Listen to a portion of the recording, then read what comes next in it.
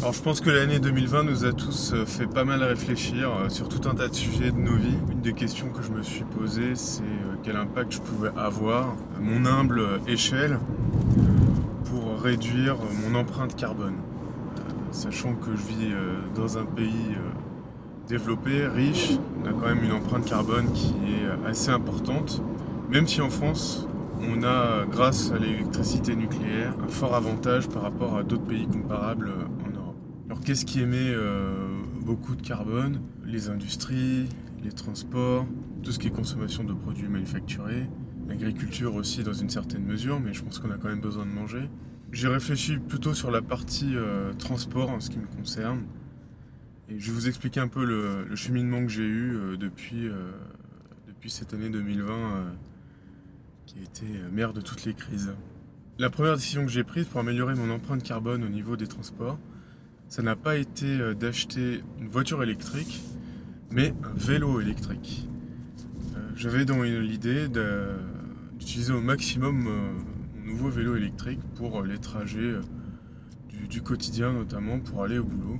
11-12 km avec une bonne partie en piste cyclable ou sur des routes plutôt sûres. Donc je me suis dit pourquoi pas, je vais essayer. Et donc ça c'était tout début 2020. Ma deuxième action a été de prendre des cartes de réduction pour le train, notamment la carte avantage jeune, puisque j'étais encore jeune à cette époque-là, et la carte illico de la région Auvergne-Rhône-Alpes. C'était mon projet à ce moment-là. Le but étant, c'était de pouvoir voyager en vélo dans le train sur les distances les plus longues le plus possible.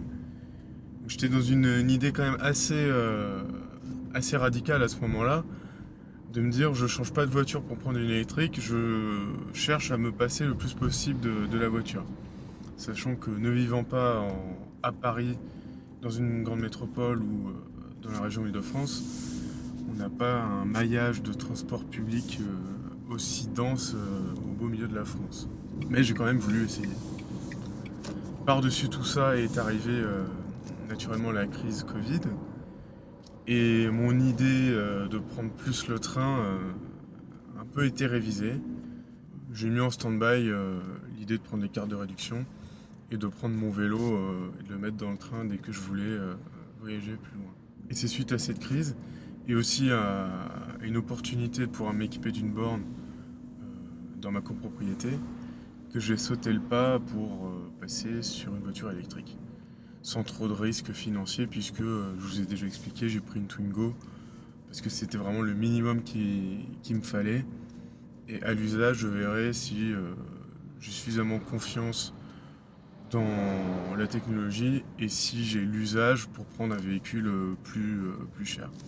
Donc là où le vélo électrique me permettait de rouler sans émission et en faisant de l'exercice, on va dire sur quasiment la moitié des trajets que je faisais pour aller au boulot et pour faire quelques courses, la voiture électrique me permet de compléter l'autre moitié, voire les 2 tiers du reste que je faisais encore en voiture.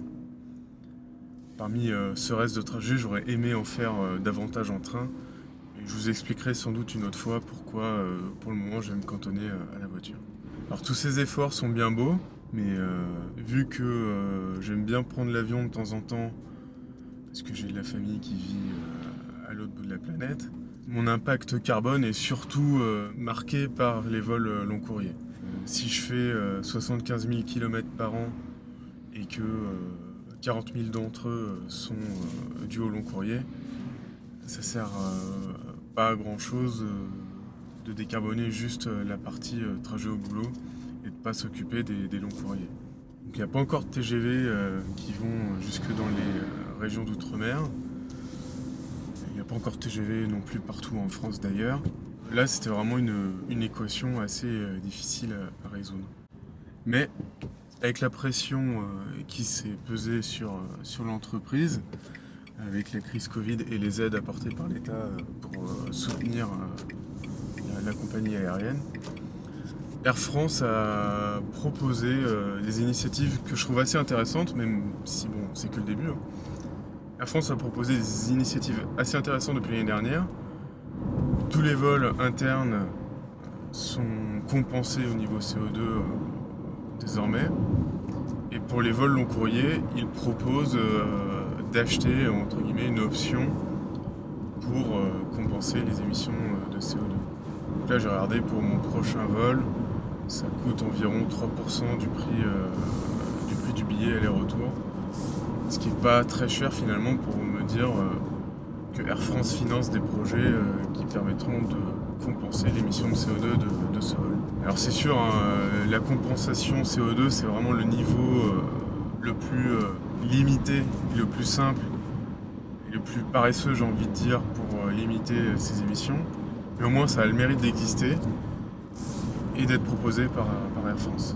D'autant qu'avec Air France et d'autres grandes compagnies aériennes, vous accumulez des miles fidélité régulièrement si vous voyagez souvent.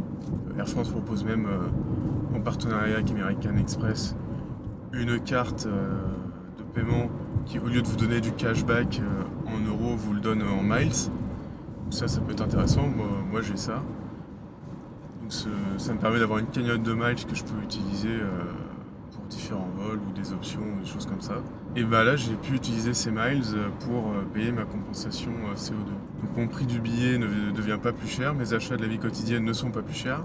Et grâce au cashback American Express et à la carte Air France, et bah j'ai pu payer les projets de compensation grâce aux miles Flying Blue. Voilà, c'est une initiative qui est assez jeune encore, mais qui, je pense, a du potentiel, en tout cas à court terme. Plus long terme, je pense que les carburants de synthèse biosourcés ou éventuellement l'hydrogène sauront donner à l'aviation un bien meilleur bilan carbone.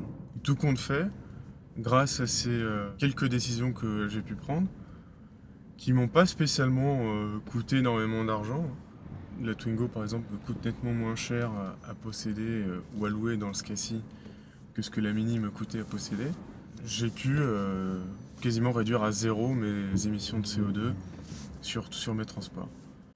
Donc je dis pas qu'à un moment ou un autre je vais louer un véhicule thermique pour aller plus loin en vacances en France, ou que je vais prendre un train diesel pour me rendre quelque part en Auvergne-Rhône-Alpes, mais on restera sur vraiment l'exceptionnel, sur mes déplacements réguliers que je fais au quotidien ou dans l'année en ce qui concerne les vols long courrier. J'ai désormais des options qui me permettent de ne plus émettre de CO2. Alors j'ai bien conscience que ce pas des options qui peuvent être envisageables par tout le monde. Ce sont certainement les plus riches qui ont le plus de moyens de dépenser leur argent différemment et mieux pour moins émettre.